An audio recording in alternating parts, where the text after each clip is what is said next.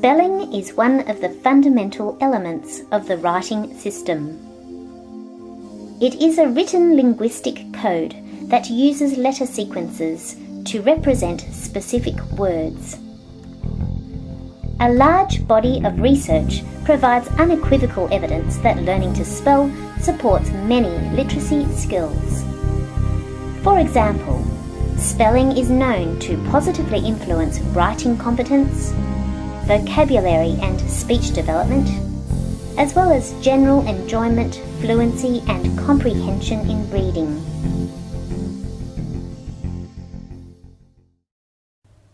Learning to spell in the English language is a complex process, yet it is a critical literacy skill that we all need to learn.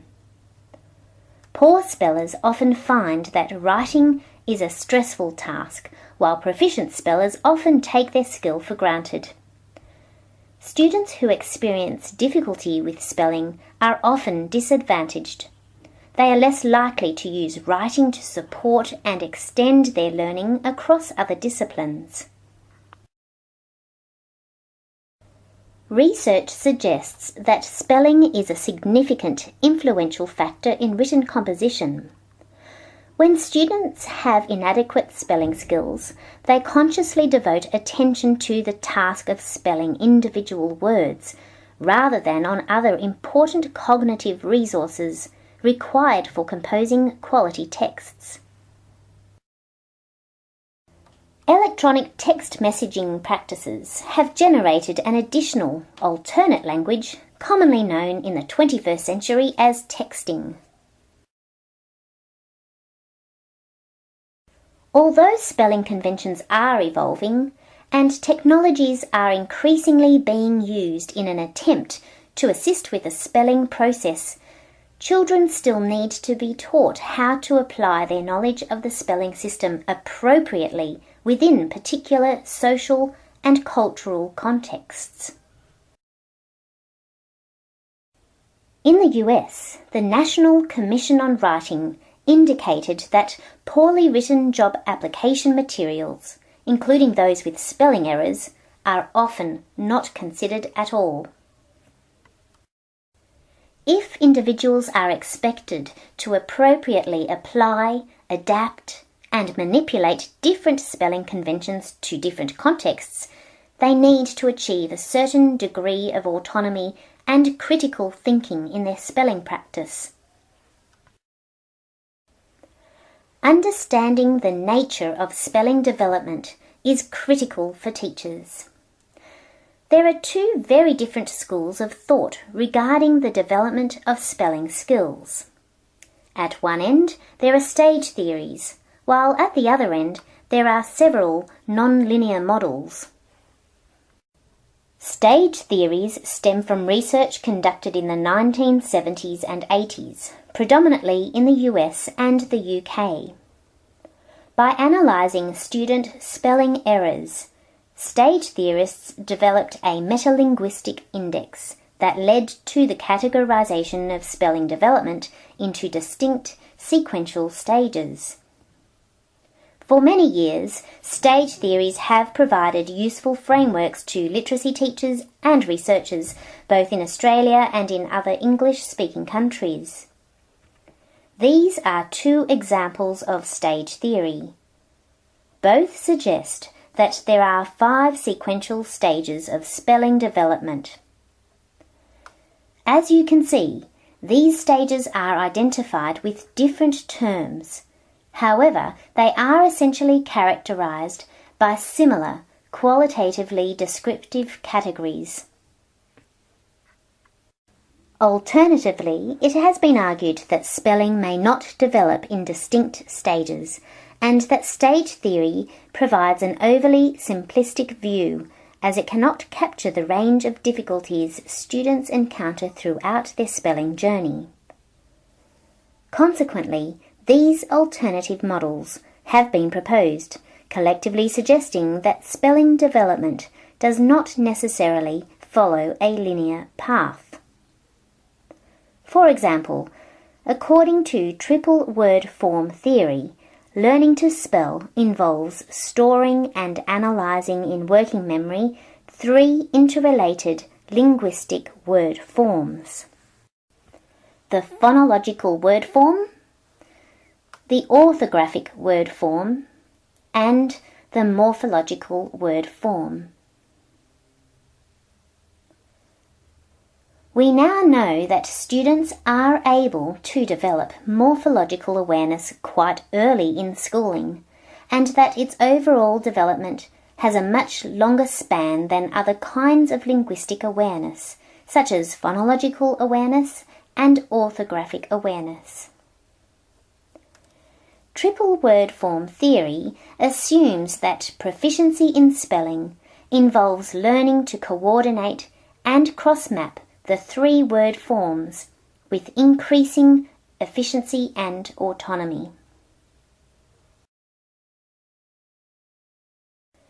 Research has shown that children with severe hearing impairments and limited phonological skills are able to use visual memory for letter patterns to produce orthographically correct spelling attempts.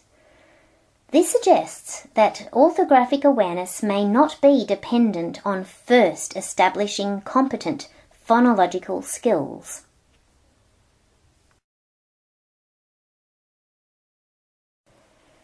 In the US, a national panel was commissioned to review the effects of literacy teaching. In particular, they provided evidence on the effects of phonics instruction on spelling achievement. Their evidence indicates that while explicit phonics instruction is effective for teaching spelling in kindergarten and Year 1, for students in Years 2 to 6, phonics instruction is not really effective for teaching spelling or for teaching reading comprehension. Despite this finding, a widely held assumption is that systematic phonics instruction is the most effective approach to teaching spelling for all students, regardless of whether they are in kindergarten or Year 6. It is clear that learning to spell involves much more than simply learning through phonics instruction.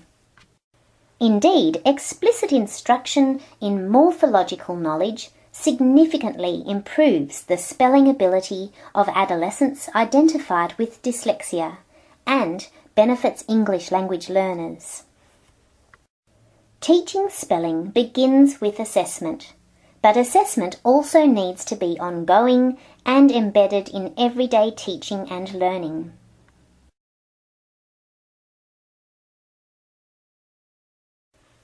Assessment needs to provide rich information about the skills and strategies students display when they spell. This involves collecting a range of student writing samples from different contexts, and then analysing the linguistic errors that are present.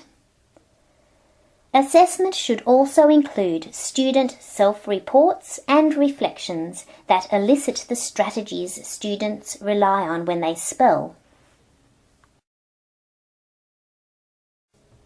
Students need to be explicitly shown how to coordinate phonology, orthography, and morphology during the spelling process. Children as young as 5 years of age have the capacity to begin developing these 3 linguistic components of spelling. However, they need to be given regular and frequent opportunities to develop skills across these 3 linguistic word forms so that they can learn to make connections between them with increasing efficiency and autonomy. Students need to be taught the process of spelling within the context of meaningful writing and oral language experiences, as well as quality literature. By harnessing authentic writing opportunities and structured conversations in the classroom, the meta-language associated with spelling can be taught. In particular, learning will be enhanced if teachers explicitly model and articulate the strategies they use when spelling.